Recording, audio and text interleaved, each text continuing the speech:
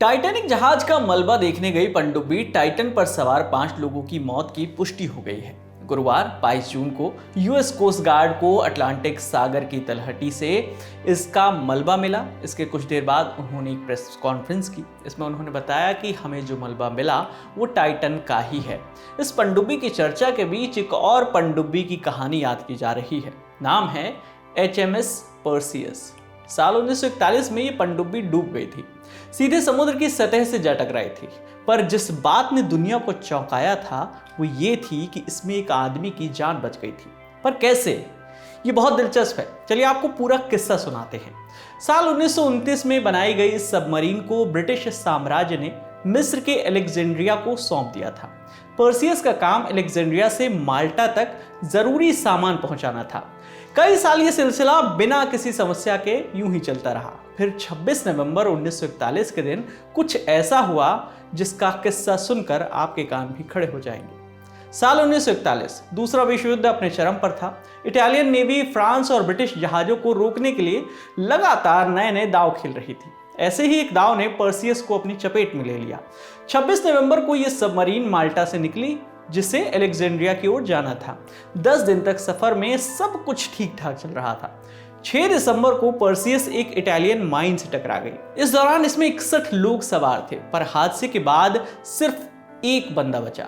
इस आदमी का नाम था जॉन केप्स। दिलचस्प बात यह है कि जब पर्सियस माइन से टकराई तब जॉन अपने बंकर में लेटे हुए थे। जॉन को जोरदार धमाके की आवाज आई, जोरदार झटका भी लगा। झटके की वजह से जॉन अपने बंकर से बाहर आ गिरे। पूरी सबमरीन की बत्ती गुल हो गई। पनडुब्बी तेजी से पानी की गहराई में डूबने लगी। फिर जॉन ने क्या किया? 61 में से अकेले बचने वाले शख्स ने क्या पैतरा अपनाया? इस बारे में ओशनिग्राफिक मैगजीन लिखती है कि जॉन की किस्मत ने भी उनका जबर साथ दिया। उनके हाथ एक टॉर्च लगी। उसे जलाते ही 31 बरस के इस आदमी ने देखा कि सबमरीन में बहुत तेजी से समुद्र का खारा पानी भर रहा था। जॉन ने बताया था कि वो लगभग 24 लाशों के ऊपर पैर रखकर निकलते रहे। बाहर की ओर उन्हें पनडुब्बी पर सवार 3 जिंदा लोग भी मिले। केप्स उनके साथ हो लिए और चारों लोग मिलकर एस्केप चैम्बर तक पहुंच गए। यहां से इन सब ने एस्केप सूट पहने। एस्केप सूट में ऑक्सीजन की व्यवस्था होती है, पर इससे भी जटिल समस्या उनके इंतजार में सामने खड़ी थी। दरअसल इन सूट्स की मदद से कोई भी इंसान 100 फीट की गहराई से बच सकता है। इससे ज्यादा गहराई हो तो ये सूट किसी काम का नहीं होता। सबमरीन की रीडिंग बता रही थी कि पनडुब्बी 270 फीट गहराई पर है। हालांकि ये रीडिंग गलत थी। असली गहराई थी 170 फीट, पर यह भी 100 फीट से ज्यादा ही थी। यानी सतह तक पहुंचने भर का ऑक्सीजन नहीं था इन सूट्स में। ऐसे में इन चारों ने तय किया कि जो होगा देखा जाएगा। चीयर्स भी हुआ। चारों ने सबमरीन से निकलने से पहले शराब के घूंट मारे। फिर चारों वहां से निकल गए।